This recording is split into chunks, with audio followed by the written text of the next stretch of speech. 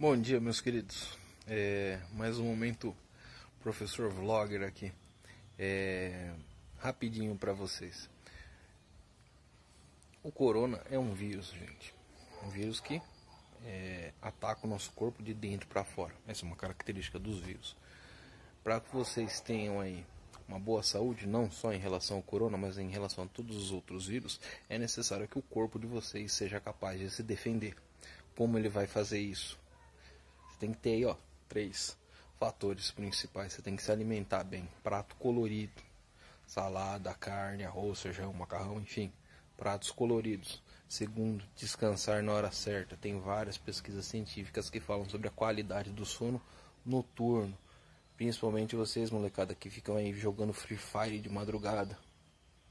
Durmam durante a noite, joguem durante o dia. Pensa sempre nisso. Por último, não menos importante, pratique atividade física. Ah, mas vocês estão de quarentena, como é que eu vou praticar atividade física? Gente, vocês têm quintal pra quê? Corre, joga bola, treina aí com a bola na parede, aprende a dominar. Tem um monte de coisa pra fazer. As meninas com o vôlei é a mesma coisa, certo? Então, se alimenta bem, descansa direitinho, à noite de preferência. Por último, pratique esportes, tá bom? Boa semana pra vocês. Finalizando o nosso momento vlogger aqui. Façam as atividades, tá bom? Um abraço. Alunos de 8º anos, vamos para fazer a nossa atividade número 2, tá? Vocês vão encontrar lá na página 14 do material de vocês.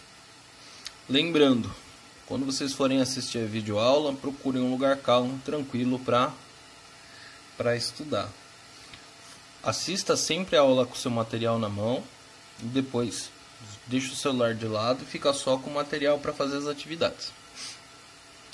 Vamos lá. Na aula passada nós começamos a discutir as questões relativas à Idade Média, né? No que ela foi dividida, né? Como ela foi dividida, quais os momentos marcantes, né? Para a Idade Média. E nessa aula 2 a gente vai nos concentrar, nos concentrar nessa divisão social da Idade Média. Então, vocês vão lembrar, nós tratamos muito disso no ano passado. Existiam 3 grupos principais na sociedade medieval: o clero, né, os que oram, o pessoal que era da igreja; os nobres, que eram aí os guerreiros; e os camponeses ou servos, que eram a grande maioria da população, que eram os designados ao trabalho. Eu falei muito para vocês ano passado sobre essa relação recíproca entre eles. Todos eles tinham obrigações e tinham direitos, tá? De certa forma, a nobreza ela concentrava essas ações. Porque ela tanto oferecia trabalho para os camponeses e servos, como oferecia proteção para eles nos seus castelos, e a mesma coisa relacionada à igreja. Ela protegia a igreja e recebia aí aquela questão da legitimidade.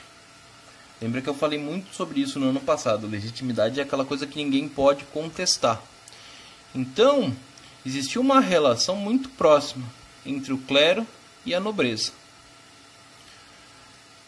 E esses 2 grupos aqui, eles se uniam para manter os seus privilégios em relação aos camponeses e servos. Vou fazer a leitura e vocês vão acompanhando, tá? A sociedade no período medieval se dividia em 3 grupos, cada um com uma série de obrigações e direitos. Ao clero cabia a função de intermediar as relações entre os homens e Deus, e eles o faziam através de suas orações. Então era como se tivesse um filtro entre o mundo dos homens e o céu, o mundo de Deus.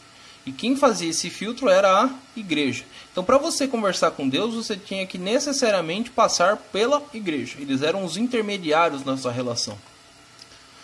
A nobreza cabia fornecer a defesa, isso é, a proteção, que ela exercia por meio de seus grandes castelos e na formação e manutenção de pequenos exércitos. Então, As duas principais coisas que a sociedade dos camponeses e servos buscava na Idade Média era garantir que eles iriam para o céu através da igreja e garantir que eles permanecessem vivos a maior parte do tempo. Para isso eles precisavam dos nobres que garantiam a proteção. Terceiro grupo, os servos, que eram a grande maioria da população, cabia o trabalho, seja por meio da produção de pequenos artigos cotidianos, como roupas, armas, panelas, etc., ou através da produção agrícola. Então, quem sustentava o clero e a nobreza? A população camponesa. E por que eles faziam isso? Primeiro, porque eles esperavam ir para o céu. Segundo, porque eles precisavam da defesa que a nobreza oferecia para se manter vivos e não serem escravizados. Ponto importante que vocês começaram a tratar no material anterior, a questão da escravidão. Eu falei isso para vocês. No Brasil a gente tem essa ideia mistificada de que a escravidão ela é específica do povo negro. Só o povo negro teria sido escravizado. Isso não é real. Tá? Existia escravidão na Europa. Muitos camponeses e servos eram escravizados. Tá? E eram vendidos em mercado, igualzinho aconteceu com os negros. Inclusive, na Arábia, eles davam um enorme valor para as mulheres europeias, por conta dos cabelos louros ou ruivos e dos olhos claros, certo? Então, os sheiks lá das Arábias, eles tinham verdadeiros haréns de escravas brancas. Então, não é uma exclusividade do povo negro a escravidão. Temos aqui o nosso tema número 2, que aí trata um pouco das artes no período medieval. A poesia medieval procurou enaltecer os valores e as virtudes do cavaleiro, a justiça, o amor, a prudência, a cortesia. Na poesia épica, exaltava-se a ação corajosa dos cavaleiros em prol da cristandade, e na poesia lírica exaltava-se o amor cortês dos cavaleiros em relação às suas damas. Perceba que há uma centralidade na figura masculina. Durante o período medieval, a mulher ocupava uma posição secundária na sociedade. Essa questão da poesia, tanto a épica quanto a lírica, ela vai tratar muito dos nossos contos de fada, tá?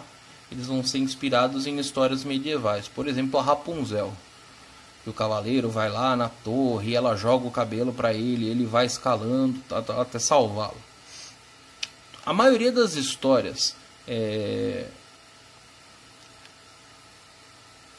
fictícias, essas histórias de contos de fada tal, elas são inspiradas nessa ideia aqui, nessa poesia épica e lírica. Exaltava o amor. Então o cara falava assim: não, eu vou para a guerra e eu vou sangrar por minha amada. Tem até o caso de um viking, o Harald Harfager. Olha que nome legal, Harald Harfager. E ele jura que ele vai unificar a Noruega para ele poder casar com a mocinha que ele amava. Então ele vai e luta dezenas de guerras para realizar o seu amor. Então a poesia medieval ela está repleta dessas histórias. Bom, nos exercícios, você vai explicar aqui na questão número 1. A sociedade medieval se dividia em 3 grupos. Quais? Gente, faz favor, né? 2. Qual era a função de cada grupo social? Gente, faz favor, né? 3. Quais valores eram enaltecidos na poesia medieval? Está aqui no texto, só ler sem problema nenhum. Agora, vocês vão perceber que essas duas atividades aqui são atividades que vocês vão fazer, tá? Não estão no texto, vocês que vão elaborar. Então vocês vão, primeiro, pesquise na internet ou em livros qual era o papel das mulheres na sociedade medieval. Anote no caderno que aprendeu e elabore um resumo. Vocês vão ver que vão ter 2 tipos de discussão sobre o tema. Vai ter gente que vai falar que as mulheres não tinham papel nenhum na Idade Média, que elas eram totalmente submissas aos homens. E essa é uma visão bem antiga, né? Existem novas pesquisas, e aí a segunda visão, que falam que a mulher tinha um certo espaço na sociedade medieval, sim, embora ela não tivesse tanto espaço nas artes. Então vocês vão pesquisar sobre o assunto, vão elaborar um resumo do que vocês aprenderam e vão anotar nos seus cadernos. O papel da mulher na sociedade medieval. 5. Pesquise sobre a poesia medieval. Anote no seu caderno o que você aprendeu e elabore um resumo. Mesma coisa. São duas atividades de pesquisa igual a gente faz em sala de aula. Lembra que eu sempre peço para vocês fazerem as lições de casa. Mesma coisa, não tem segredo nenhum. Tá? Não tem nada de diferente. São duas pesquisinhas, vocês vão ler na internet, ou em livro, ou em caderno, no que vocês acharem melhor. E aí vão anotar no caderno de vocês um resumo. Beleza? Até a próxima semana.